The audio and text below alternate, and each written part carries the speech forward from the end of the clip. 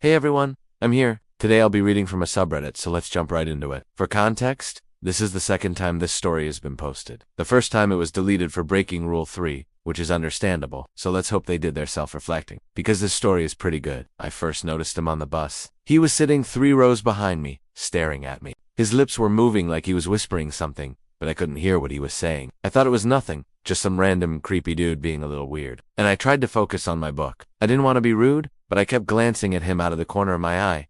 Was he talking now? It sounded like he was saying my name over and over again. Olivia, Olivia, Olivia. The hairs on the back of my neck prickled. I shook it off. It was probably nothing. I don't know why I was so keyed in on him. There were plenty of other passengers to pay attention to. A businessman on the phone, a group of kids making their way home from school. Why was I fixated on this guy? It started last winter. I'd just moved into a small apartment in St. Paul after landing my first full-time job post-college. It wasn't much, working as an administrative assistant at a mid-sized firm, but it was quiet and felt like a fresh start. My boss made it clear that if we weren't busy, we should take public transit to meetings, so I did. My commute required a short walk to the bus stop and a 30-minute ride downtown. The route had a few transfer points, but all in all, it was routine and uneventful. That is, until the first week of February. I boarded the bus one chilly Monday morning, earbuds in, scarfed up to my nose. The guy across the aisle was glaring at me. Like really glaring, mid-40s maybe. Greasy black hair tucked under a stained baseball cap and a puffy green jacket that looked 2 sizes too big. Not in a lost in thought kind of way, more like he was studying me. I turned away, brushed it off. But then he was there again the next day, and the day after, always sitting somewhere behind me, always staring. I assumed he was just another commuter, someone whose schedule happened to line up with mine, but things started to feel off, like the way he'd mutter under his breath. I couldn't make out the words, just this low, constant murmur, like a malfunctioning radio. Sometimes I'd glance in the window reflection and see his mouth moving, even though no one was next to him. No phone, no earbuds, just that unsettling murmur. I tried changing seats, but he always ended up behind me. I considered switching buses or routes, but then I wouldn't be able to use my monthly pass. Plus, I liked the predictability of the 30-minute ride, so I put up with it. What else could I do? Each day he sat behind me, and each day he muttered. Occasionally, he'd cough into his hand and wipe his nose with a tattered blue handkerchief. Then he'd go back to muttering. Every fiber in my being screamed at me to get off the bus, to find another way to work, but I didn't. For one thing, I couldn't afford a cab every day, and for another, I hated admitting defeat. This guy was just being weird.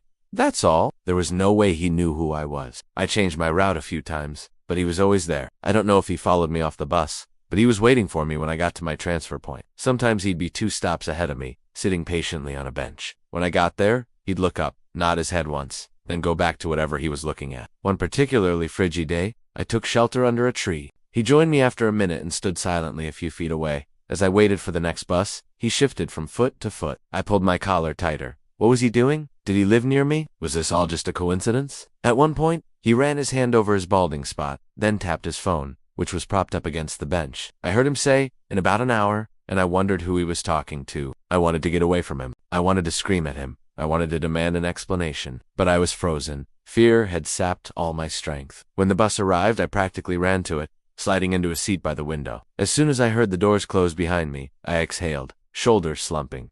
Finally, I was safe.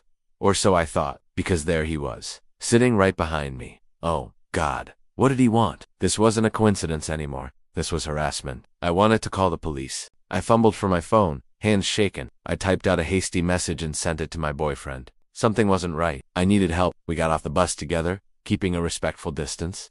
Well, I tried to keep a respectful distance. He walked backwards while he talked, into his phone, still muttering under his breath. What did he say? What was he planning? He crossed the street, then turned around to face me. My heart lurched. He held up his phone like a weapon. "See you tomorrow, Olivia," he said, his voice raspy. He nodded, toward the office building where I worked. I nodded back, dumbly, speechless. I wanted to tell him I wasn't going to tolerate this, that he had to stay away from me. But all that came out was a squeak. He smiled, revealing a missing front tooth. It was a creepy, predatory smile. I shuddered, pulling my coat tighter. I told my boyfriend everything when I got to work. He was angry, but supportive, insisting I come home that night. I didn't want to be a bother, but I was terrified. How did he know where I worked? How long had he been following me? Would he show up at my apartment? The fear was all-consuming, and I couldn't focus on anything else. The hours crawled by, and although my colleagues were nice about it, I knew they were tired of me jumping at shadows. By the time 5 o'clock rolled around, I was eager to get home. The bus ride was, as usual, unnerving. He sat directly behind me, shoulder to shoulder. When we got off the bus, He insisted on walking me home. I knew better than to agree, but I couldn't refuse. My mind raced, trying to come up with a plausible excuse to get away from him. Thank you, but I can find my own way home, I stammered, tugging at my sleeve. Are you sure? It's quite dark, he replied, his voice uncomfortably close. I tried to ignore him, focusing instead on navigating the sidewalk. My heart pounded, threatening to burst out of my chest. If I could just get inside, I'd be safe. I fumbled with my keys, unlocking the door. Well, here you are, he said, stepping closer.